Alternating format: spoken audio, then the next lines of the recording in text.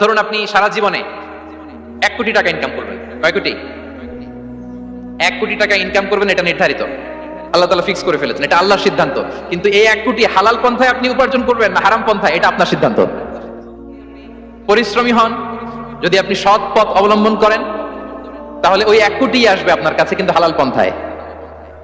আর যদি আপনি হালাল হারাম মিক্স করেন, টেবিলের উপর দিয়েও নেন নিচ দিয়েও নেন, আসবে কিন্তু 1 কোটি। আসবে কয় কোটি? কথা বুঝে নাই বোধহয়। টেবিলের নিচ দিয়েও যদি নেন, সারা জীবনে আপনি পাবেন কত? 1 কোটি। তার বিরোধিতা করলেও তাকে রিজিক দেয়া থেকে তিনি বঞ্চিত করেন না।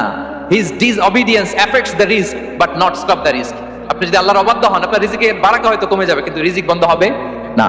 যে গোটা বিশ্বে যারা অবিশ্বাসী আছে, যারা নাস্তিক আছে, যারা আল্লাহদ্রোহী আছে, তারা কি খেয়ে পড়ে বেঁচে নাই? বলেন, তাদেরকে কি আল্লাহ তাআলা রিজিক দিচ্ছে না? এই তো সুবহানাল্লাহ, কম্প্যাশনেট, এত দয়ালু। তার যারা বিরোধী, তাকে যারা গালি দেয়, তাকে যারা বিশ্বাস করে না, তাকে যারা সেজদা দেয় না, তিনি তাদেরকেও খাওয়ায়, তিনি তাদেরকেও সুস্থ রাখে, তিনি তাদেরকেও হাত খুলে দান করে। আল্লাহু আকবার। আর রাজ্জাক, ইন্নাল্লাহা হুয়া রাজ্জাকু যুল কুওয়াতিল মাতিন। তাহলে এই 3টা গুণ থাকতে হবে রাজ্জাক হলে। No deficiency, never forgetful, compassionate.